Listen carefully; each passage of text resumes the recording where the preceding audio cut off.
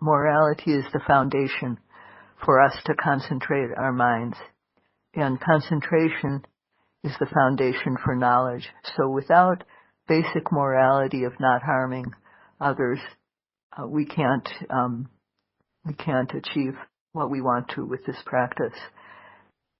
The first 5 precepts are the ones that are essential for any lay practitioner.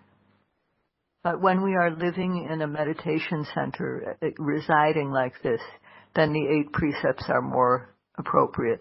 So here we keep the 8 precepts. In other centers, for example, maybe Goenka Center and some others, you can do things like eat dinner and so on, but here we don't do that. So while we are practicing in this retreat, we should keep these 9 precepts. So to resume the instructions. When making bodily movements, the meditator should do so slowly, gently moving the arms and legs, bending or stretching them, lowering the head and raising it up. That is, when rising from the sitting posture. So when standing up from the sitting posture to begin walking meditation, one should do so gradually, noting it as standing up, standing up. When straightening up and standing, note it as standing, standing. When we look here and there, note as looking, seeing. For example, you may need to look to see where you're going to walk. So at that time, we look after standing up from the sitting, and you look to see where you'll walk. So that when you look at something, note looking and seeing. And then when walking, note the steps. Whether you are stepping with the right foot or the left foot, you note it. You must be aware of all the successive movements involved, from the raising of the foot to the dropping of it. So that means to observe the entire step. Note each step that you take, whether you take it with the right step, with the right foot or the left foot. So this is the manner that I demonstrated earlier, the manner of noting when one is walking more quickly. It will be enough if you note like this when you're walking fast or walking for a long distance. But when you are walking slowly or going back and forth in the walking meditation, 3 stages should be noted for each step. That is, when the foot is lifted up, and when pushing it forward, and when placing it down. But we don't begin with that. We just begin by observing 2 movements, the lifting up and the placing.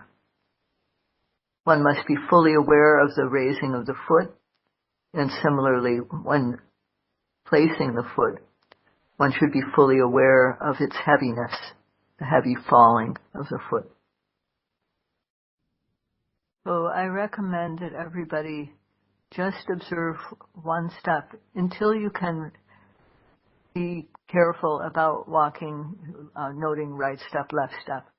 So for example, if you find that your mind is not on the foot, or if you find that when you're making the right step, your mind is noting left step, that means that you don't have enough concentration or awareness yet to go further with breaking it down into 2 parts. So you want to have your basis to be firm before you try to be more refined. So you try to develop awareness of just observing right step, left step, right step, left step. But when you can stay mindful of that, then go to 2 parts, lifting up and placing, lifting and placing. And this you should do for about 2 days. Actually, sometimes people do this, the 1 part walking for a week even. It depends on how long it takes you to get the foundation in the walking. One must walk noting as, when you do 2-part noting, note it as lifting and placing for each step. This noting will become easier after about 2 days. Then go on to noting the three movements as described above: lifting, moving forward, and dropping. Because the three movements is just the two movements of lifting up and dropping with the movement of the foot forward in between the two. So each of these parts have very distinct qualities. So that's why it's important to observe each part lifting up. When the foot stops lifting up, that's the end of the lifting. When it moves forward, that's the moving forward, but before it stops dropping down. If it starts to move, drop downward, that's the dropping movement. So these three parts, lifting up and moving forward and dropping down or placing, these are distinctly different feelings in the body, distinctly different elements working. So we try to be aware precisely of these. So that's why do two parts, do one part and two parts for the next 2 days. And if you have an hour to do walking, do about 30 minutes of the one part walking and 30 minutes of the two part walking. In the beginning, it's enough to note either one movement or two movements only. So always beginning with right step, left step, when walking fast, more quickly, and lifting and placing when walking slowly. And if when you are walking like this, you want to sit down, you should note that as wanting to sit down, wanting to sit down. When you actually sit down, then note attentively, pay attention to the heavy falling down or dropping down of the body. When you're sitting down, when you come to this sat down at your place, note the movements that are involved in arranging your arms and legs in the way you want them to be. And when there's no more movements like that to be made, then you note the rising and the falling of the abdomen. If you are noting like this and stiffness or some heat arises in your body in any place, just note those feelings and then return to rising and falling. If the desire to lie down arises, for example, if you sat down on the edge of your bed and observe the sitting posture for a while, observe the rising and falling. If the desire to lie down arises, then note that wanting to lie down, and also note the movements of your legs and your arms as you lie down on the bed. The raising of the arm, moving it, resting on the elbow, and swaying of the body, stretching out the legs, leaning the body as you slowly prepare to lie down. All these movements should be noted. A note like this as you lie down is important. In the course of this movement, that is lying down, you can gain special knowledge. That is, you can gain path and fruition knowledge. When concentration and insight are strong, then this type of knowledge can come at any moment. It can arise in a single bending of the arm or in a single stretching out of the arm. That was how the Venerable Ananda became an arahant. Venerable Ananda was trying strenuously to attain arahantship overnight on the eve of the first Buddhist council. He was practicing the whole night, the form of vipassana meditation known as Kayagata Sati, that is, noting the steps as he was walking, right step, left step, lifting, moving forward, and placing. Noting, event by event, the mental desire to walk and the physical movements involved in walking.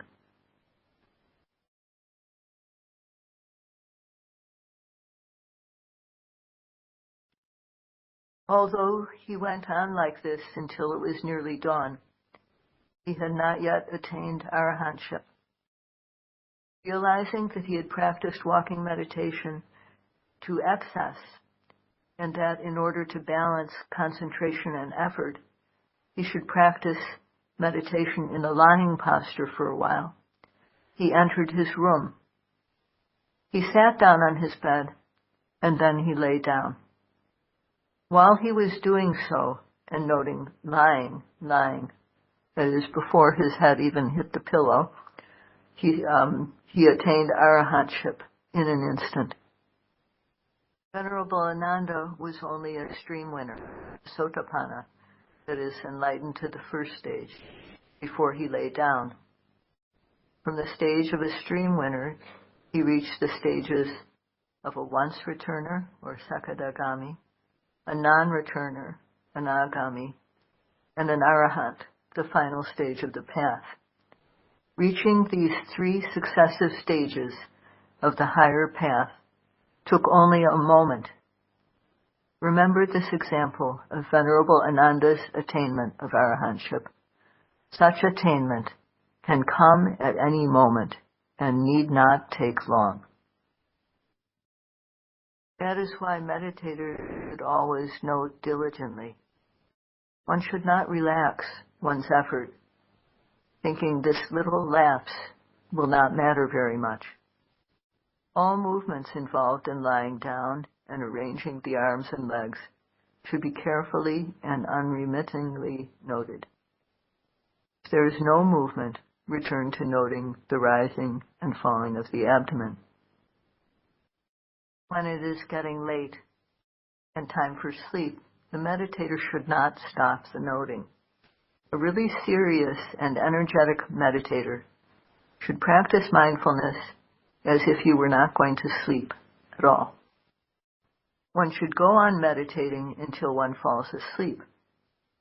If mindfulness has the upper hand, one will not fall asleep. If, however, drowsiness is stronger, then the yogi will fall asleep. When you feel sleepy, you should note it as sleepy. If the eyelids droop, note them as drooping. If they become heavy or leaden, note it as heavy. If the eyes smart, note it as smarting. Noting like this, the drowsiness may pass and the eyes may become clear again. One should then note it as clear, and continue noting the rising and falling of the abdomen. However determined the yogi may be, real drowsiness intervenes. The yogi does fall asleep. It is not difficult to fall asleep. In fact, it is easy. If you meditate in a lying posture, you soon become drowsy and easily fall asleep. That is why beginners should not meditate too much in the lying posture. They should meditate much more in the sitting and walking postures. However, as it grows late and becomes time for sleep, then one should meditate in the lying position, noting the rising and falling movements of the abdomen. One will then naturally fall asleep. The time one is asleep is the resting time for the meditator. That is, that's the time when we don't need to note something, when we're fast asleep.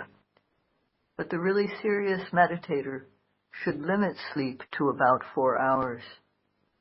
This is the midnight time permitted by the Buddha. 4 hours of sleep is quite enough. But if the beginner thinks that 4 hours sleep is not enough for health, then one may extend it to 5 or 6 hours. 6 hours is clearly enough for health. When one wakes up, one should immediately resume noting. The meditator who is really intent on attaining the path and its fruition should rest from meditation only when asleep. At other times, in all waking moments, the meditator should be noting continually and without letting up.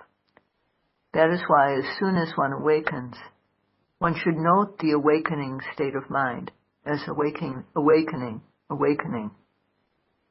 If one cannot yet be aware of this state of mind, then one should begin with noting the rising and the falling of the abdomen. If one intends to get up from the bed, one should note as intending to get up, intending to get up. One should then note the movements one makes as one moves one's arms and legs. When one raises the head and rises, one notes as rising, rising. When one is seated, one notes as sitting, sitting. If one makes any movements, as one arranges one's arms and legs, all of these movements should also be noted. If there are no such changes, one should revert to noting the rising and falling movements of the abdomen. One should note when washing the face and when taking a shower or a bath, as the movements involved in these acts are rather quick. The yogi should note as many of them as possible. There are acts after bathing or washing the face. Then there's the acts involved in putting on the clothes, making the bed, opening and closing the door.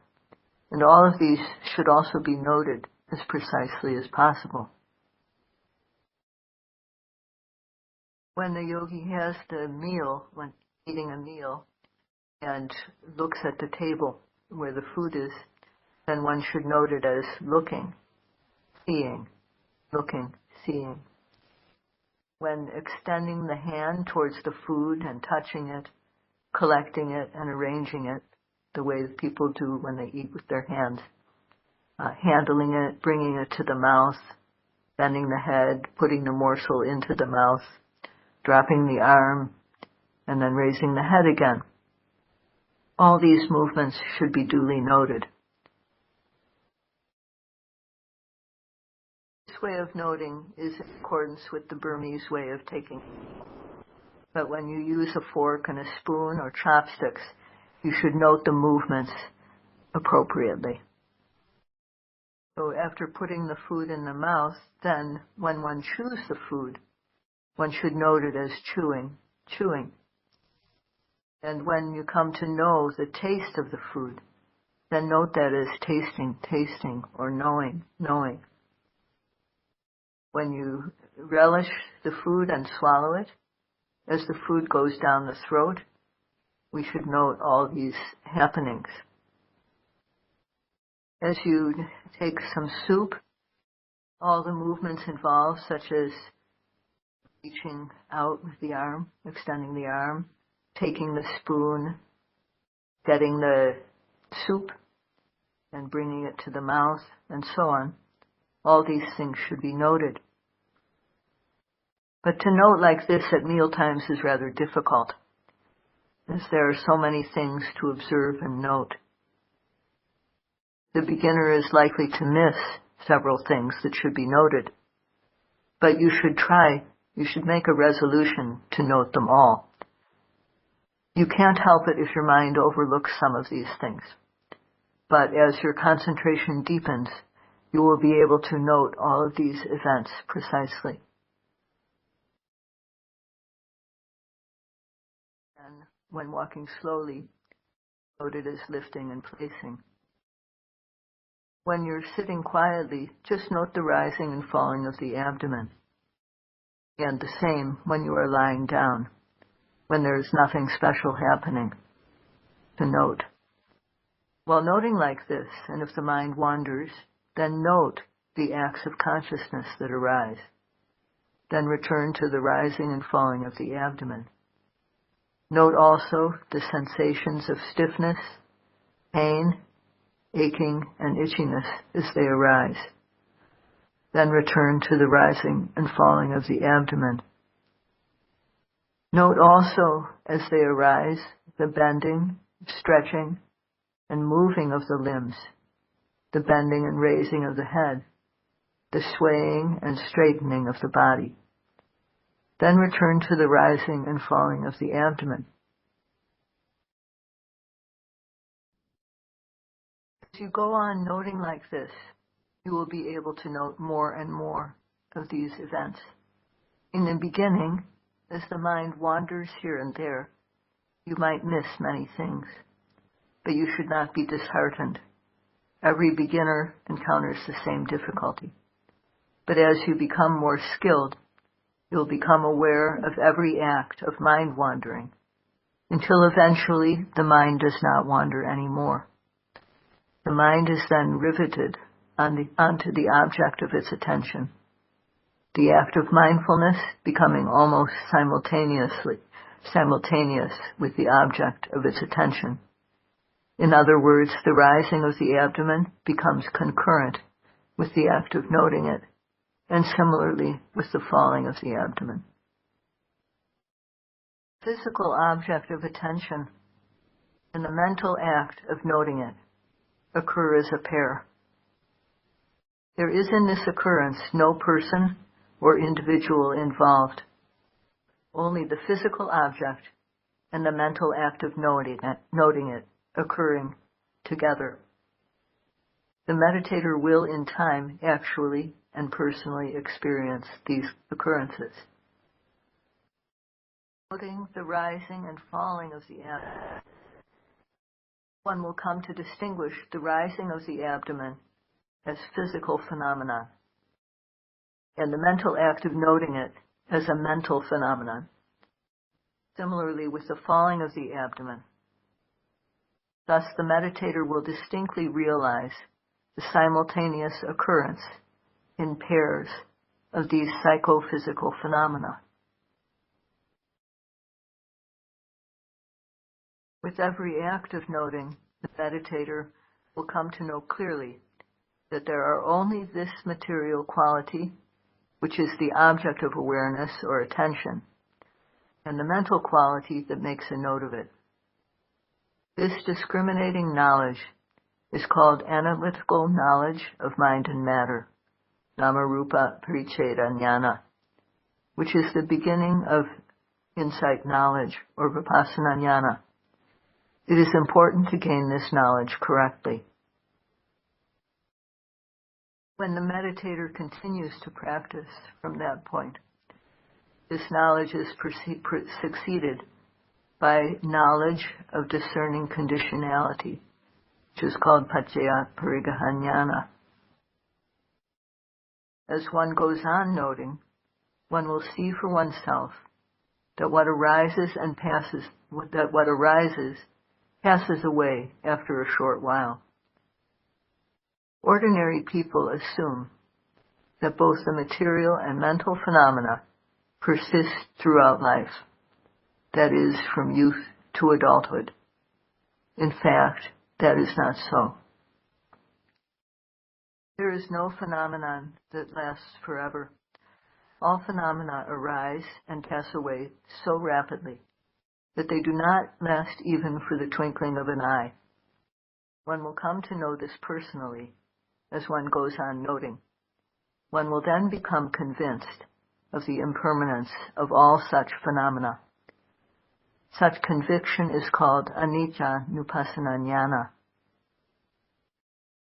This knowledge will be succeeded by dukkha nupassana jnana. Realizes that all this impermanence is suffering. The meditator is also likely to encounter all kinds of hardship in the body, which is just an aggregate of suffering. This is also dukkha nupassana jnana. Next, the meditator will become convinced that all these psychophysical phenomena are occurring of their own accord, following nobody's will and subject to nobody's control. They constitute no individual or ego entity. This realization is anattanupassana jnana. Those three terms are knowledge of the contemplation of impermanence, knowledge of the contemplation of suffering, and knowledge of the contemplation of non-self. Donc ces trois termes qu'on vient de citer en pali signifie la connaissance de la contemplation de l'impermanence, la connaissance de la contemplation de la souffrance et la connaissance de la contemplation du non-soi. When the yogi continues to meditate, come to realize firmly that all these phenomena are anicca, dukkha, and anatta, is impermanent, suffering, and not self. And at that time one will attain Nibbana. All the former Buddhas, Arhants, and Aryas realized Nibbana by following this very path. All meditating yogis should recognize that they themselves are now on this Satipatthana path, in fulfillment of their wish for attainment of knowledge of the path, its fruition, and Nibbana, which follows the ripening of their perfections or parami. They should feel glad at the prospect of experiencing a noble kind of tranquility brought about by concentration and the supra-mundane knowledge or wisdom experienced by the Buddhas, Arahants, and Aryas, which they themselves have never experienced before. It will not be long before they experience this knowledge for themselves. In fact, it may be within a month or 20 days of meditation practice. Those whose paramis or perfections are exceptional may have these experiences within 7 days.